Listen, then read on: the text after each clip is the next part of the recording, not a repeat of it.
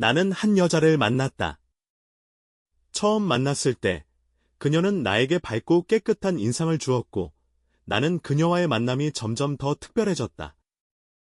우리는 서로를 이해하고 아끼며 함께하는 시간이 갈수록 더 소중하게 느껴졌다. 그녀와의 연애 기간 동안 우리는 많은 추억을 쌓았고 자연스럽게 결혼을 결심하게 되었다. 결혼식이 끝나고 우리는 신혼여행을 떠났다.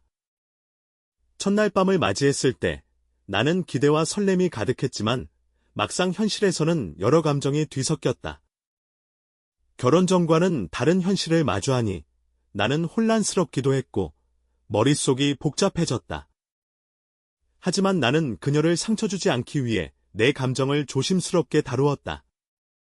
그녀도 나처럼 이 새로운 상황에 적응하려 노력하고 있었을 것이다.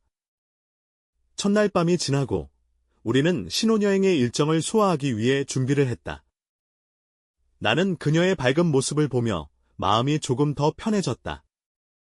그녀는 여전히 나에게 많은 사랑과 관심을 주었고 나는 그런 그녀의 모습을 보며 우리의 미래에 대해 더 깊이 생각하게 되었다. 신혼여행 중에도 나는 마음 한편으로는 기대했던 것과는 다른 현실에 대한 고민이 있었다. 하지만 그녀와 함께하는 시간 동안 우리는 서로를 더 많이 이해하고 서로를 배려하는 방법을 배우게 되었다. 나는 결혼 생활이란 것이 이렇게 서로를 이해하고 조금씩 맞춰가는 과정임을 깨닫게 되었다. 집으로 돌아온 후 나는 회사 업무로 인해 바쁜 일정을 소화해야 했다. 그녀와 나는 서로의 일정을 존중하며 각자의 자리에서 최선을 다했다. 나는 가끔 그녀와의 관계에 대해 생각하며 우리가 함께 만들어 갈 미래를 그려보았다. 우리의 결혼 생활은 이제 막 시작되었고 앞으로도 많은 도전과 기쁨이 있을 것이다. 나는 그녀와 함께하는 시간이 더 많아지길 바랐고 그만큼 우리의 관계가 더 깊어지길 바랐다. 비록 가끔은 혼란스러운 순간들이 있었지만 우리는 서로를 존중하고 이해하며 더 나은 관계를 만들어 갈 수 있을 것이다. 결혼 생활은 단순히 행복한 순간들만 있는 것이 아니라 서로를 이해하고 배려하며 함께 성장해 나가는 과정임을 깨달았다. 나는 그녀와 함께 이 여정을 이어가며 더 많은 추억과 행복을 만들어 가고 싶다. 네, 안녕하세요. 여기 생맥주 한 잔 주시겠어요? 네, 잠시만 기다리세요. 그리고 멸치와 생맥주를 가져왔다. 오늘도 여전히 혼자 오셨어요? 네. 그럼 저랑 같이 한 잔 할까요? 손님도 없는데. 그러세요. 잔 가지고 오세요. 혼자 마시는 것보다는 나을 것 같았다. 주인 아줌마는 호프를 한 잔 따라서 가지고 왔다. 무슨 일 있었어요? 아니요. 왜요? 다른 때와 달라 보여서요. 항상 밝은 얼굴이었는데 어딘지 모르게 쓸쓸해 보이네요. 그런가요? 후. 나는 마른 웃음을 지었다. 그렇게 별로 중요하지 않은 얘기들을 심각한 듯 나누었고 어느덧 우리는 2000 큐빅 센티미터를 넘게 마시고 있었다. 아주머니, 제가 실례되는 질문을 해도 될까요? 뭔데요? 해보세요, 호호. 저 지금 남편이 첫사랑이셨나요? 호호 그러며. 그런데 이런 질문을 할 줄 몰랐네요, 호호. 죄송합니다. 아저씨는 정말 행복하시겠군요. 나는 남아있던 호프를 비웠다. 그리고 또 한 잔의 호프를 가져왔다. 왜 그런 질문을 하셨어요? 그냥요, 후후. 결혼은 언제 하실 거예요? 후후, 저 결혼했어요. 그러자 아주머니는 놀란 듯한 얼굴로 저를 쳐다보았다. 언제 하셨어요? 그런 말 없었잖아요. 네, 조금 전에 신혼여행에서 돌아왔어요. 기분 탓인지 몇 잔 마시지 않은 생맥주에 취기가 올라왔다. 네, 축하드려요, 호호. 축하. 네. 축하 받아야죠, 하. 또다시 마른 웃음이 나왔다. 그런 내가 이상한 듯 나를 물끄러미 바라보았다. 신혼여행 다녀왔으면 행복한 얼굴로 와이프랑 함께 오셔야지 왜 혼자예요? 그러게요. 그런데 하나도 행복하지 않네요. 왜요? 무슨 일 있었어요? 기대했던 만큼은 아니었나 봐요. 후후. 혹시. 네. 뭐요? 아니에요. 쓸쓸하면 술이나 한 잔 더 하세요. 그리고 잔을 부지쳤다. 나는 어렴풋이 그녀가 하려는 말을 알 것 같았다. 아주머니가 생각하는 거 맞아요? 제 기대와는 조금 달랐어요. 후후. 한동안 아무 말도 않고 있던 아주머니는 나를 쳐다보았다. 그냥 잊어버리세요. 이미 지난 일인데 어떡하겠어요? 그리고 손님도 다른 여자와 관계를 하지 않은 건 아니잖아요. 그때와 지금의 인연은 별개로 생각해버리세요. 그래야겠죠? 잊지 않으면 어떡하겠어요? 하지만 쉽지 않네요. 후후. 그렇게 나는 자리에서 일어나 집으로 돌아왔다. 그리고 잠이 들었다. 아침에 전화가 울렸다. 그 소리에 잠에서 깼다. 여보세요? 자기 어디야? 응, 집이야. 왜 집으로 갔어? 얼마나 기다렸는데. 너무 늦어서 그냥 집으로 왔어. 나는 어떻게 할까? 당신 알아서 해. 더 있고 싶으면 더 있어도 돼. 나는 지금 회사 출근할 테니까. 그럼 옷가방은 어떻게 해? 집에 있어. 나중에 데리러 갈게. 아침은 어떡할 거야? 나가서 사 먹지 뭐. 알았어. 그럼 저녁에 데리러 와. 알았지? 그래. 알았어. 그렇게 전화를 끊었다. 나는 자리에서 일어나 나갈 준비를 하고 회사로 나갔다. 별로 급한 일도 없었지만 회사에 있는 것이 더 편했다. 그리고 저녁 때 처가집으로 갔다. 그리고 와이프를 데리고 집으로 돌아왔다. 그런데 함께 있는 것이 답답했다. 나 잠깐 나갔다 올게. 어디 가는데? 거래처 사장님 좀 만나고 술 한잔하고 올게. 아이, 어제 신혼여행 다녀오고 오늘부터 그래야 돼? 미안해. 약속을 해서. 일찍 들어올게. 술 조금만 마시고 일찍 와. 알았지? 응, 그래. 그리고 나는 집에서 나왔다. 누구를 만난다는 것이 싫었다. 나는 아파트 근처 포장마차로 갔다. 그리고 혼자 소주를 마셨다. 한 잔, 두 잔 하던 것이 네 병을 마셨다. 많이 취했다는 게 느껴졌다. 나는 집으로 들어갔다. 아이, 무슨 술을 이렇게 많이 마셨어? 그렇게 됐어. 나는 그녀를 밀치고 방으로 들어와 그대로 침대에 누웠다. 자기야, 씻고 자야지. 냄새 나잖아. 어서 일어나. 나는 그 말에 순간적으로 내 입에서 하지 말아야 할 말이 나와 버렸다. 너무 민감하게 생각하는 것 같아. 말을 해놓고 바로 후회가 됐다.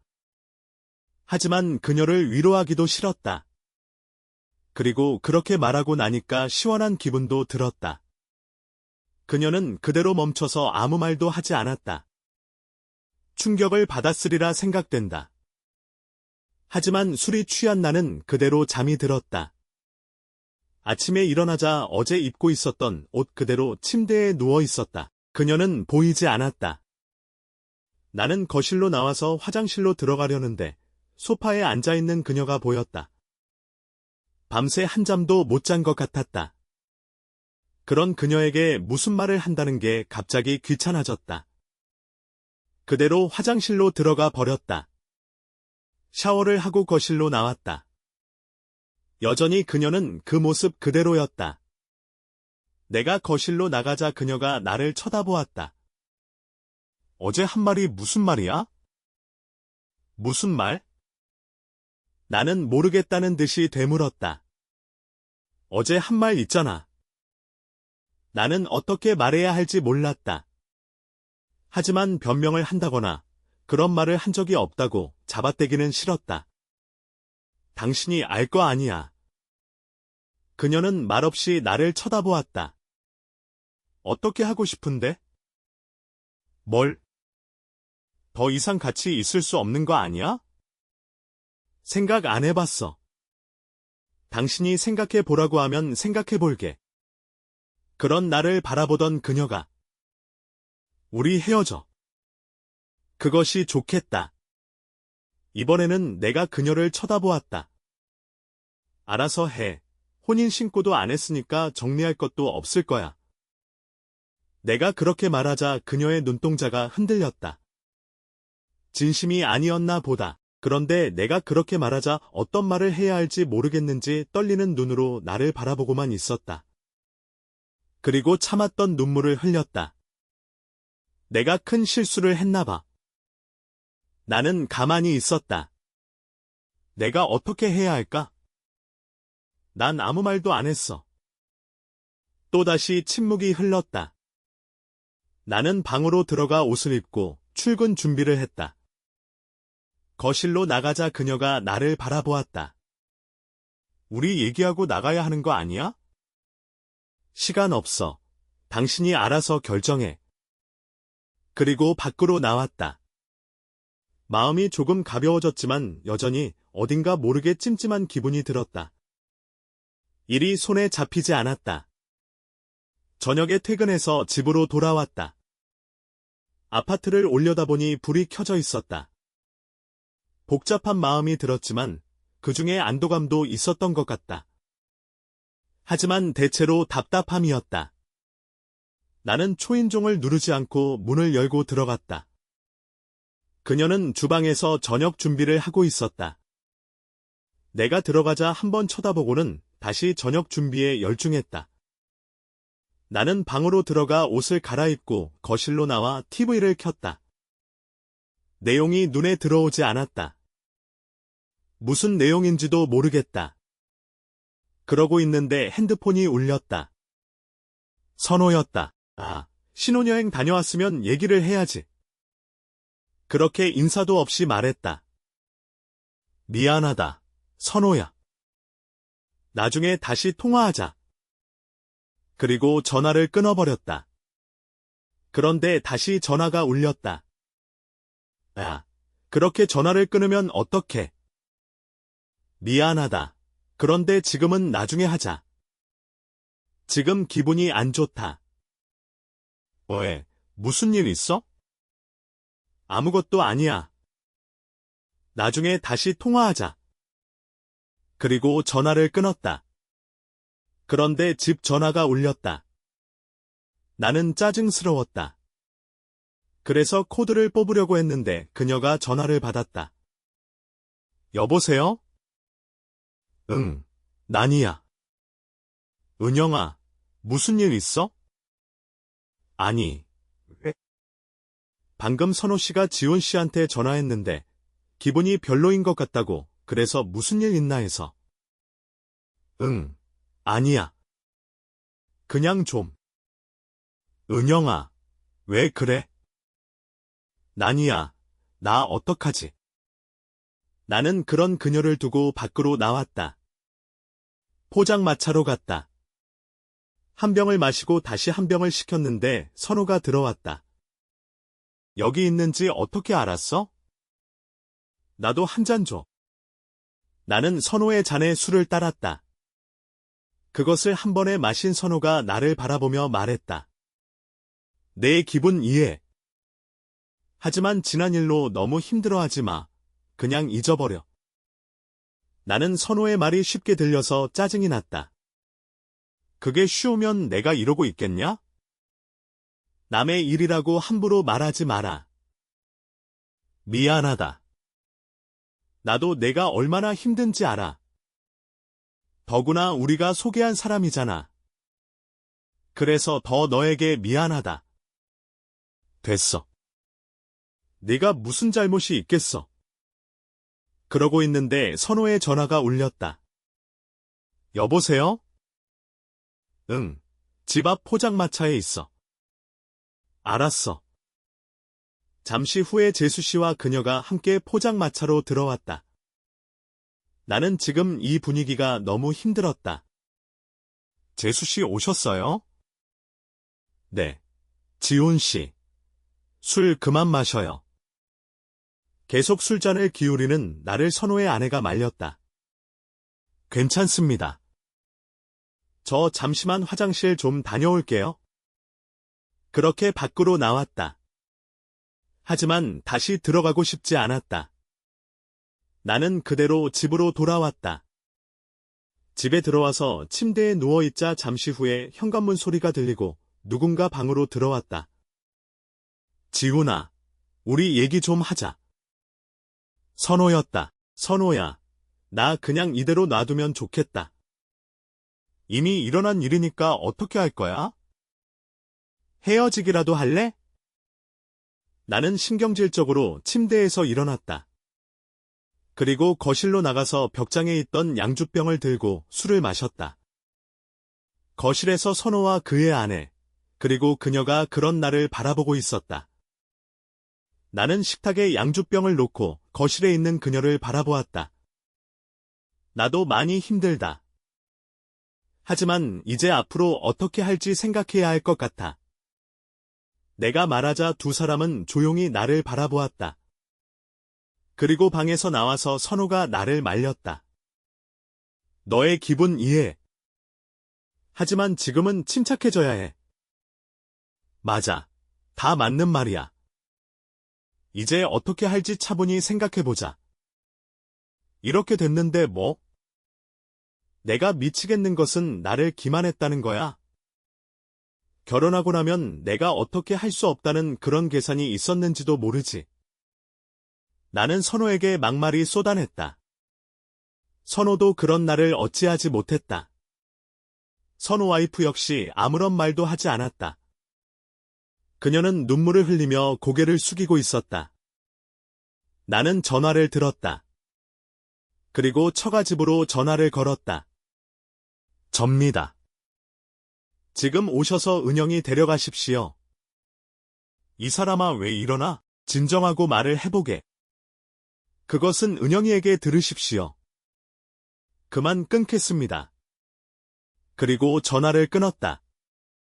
모두들 너무 갑작스러운 일이라 눈만 커다랗게 뜨고 보고 있었다. 나는 다시 양주를 입에 넣었다.